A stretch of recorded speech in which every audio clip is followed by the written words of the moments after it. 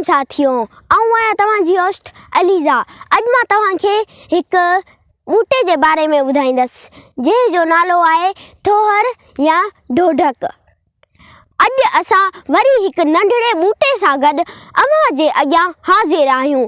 असांजे गॾु कयल मालूमात हमेशह हारियुनि नारियुनि धनारनि ऐं ॿियनि जंगली महिनत कशनि जी बुनियाद ते मुश्तमिल हूंदी आहे।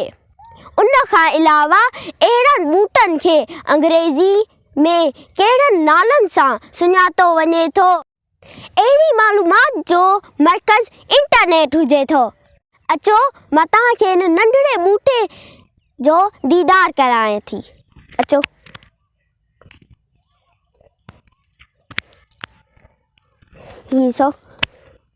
ही आहे थोहर या ढोढक जो ॿूटो। ही ॾिसो,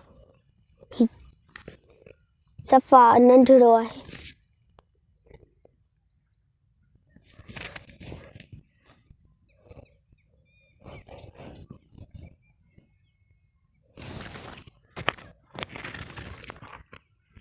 अॼु जो असांजो ॿूटो आहे थोहर, जंहिंखे पंजाबी में ढोढक ऐं अंग्रेज़ी में लिटिल होगवेट सॾिजे थो।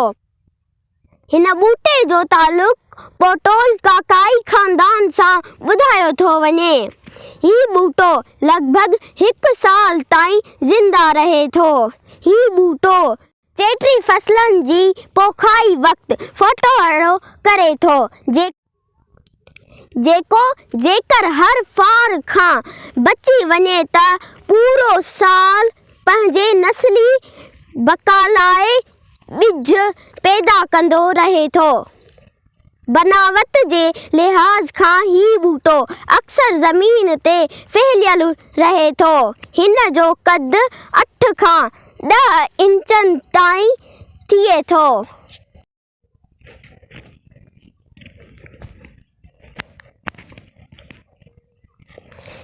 ही ॾिसो, ही 10 इंचनि ताईं हिते मौजूदु आहे। हिन खां वधीक हिन ॿूटे जो क़द नथो थिए। ॾिसो,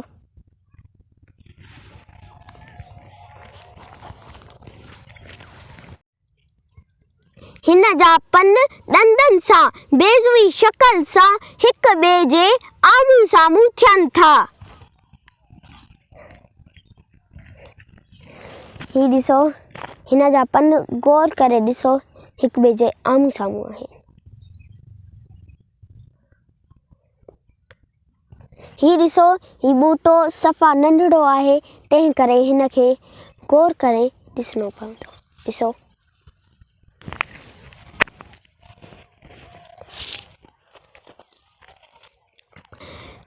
थोहर जे थुड़ ते नरम ऐं नंढड़ा वार थियनि था,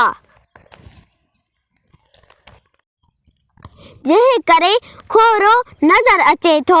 थोहर जा गुल पासीरा ऐं झुॻिटनि जी शक्ल में थियनि था, जंहिं में पंखुड़ियूं चइनि हिस्सनि में विरहायल हुजनि थियूं। ही ॾिसो, हिन जो गुल बि सफ़ा नंढड़ो आहे, तंहिं करे तव्हां हिन खे गौर करे ॾिसो।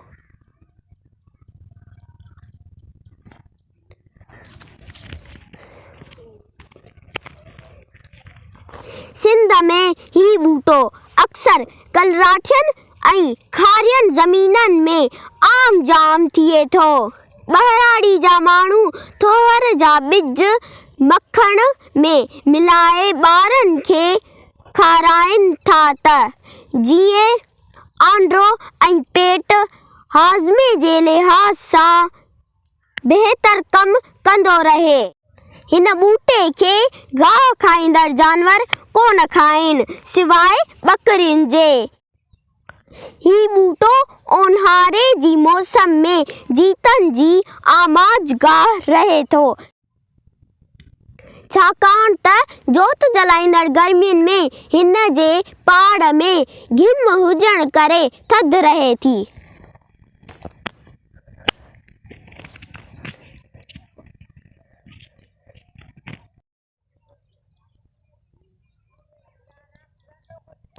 असांजी वीडियो पसंदि अचे त असांजी वीडियो खे लाइक शेयर सब्सक्राइब करणु न विसारिजो।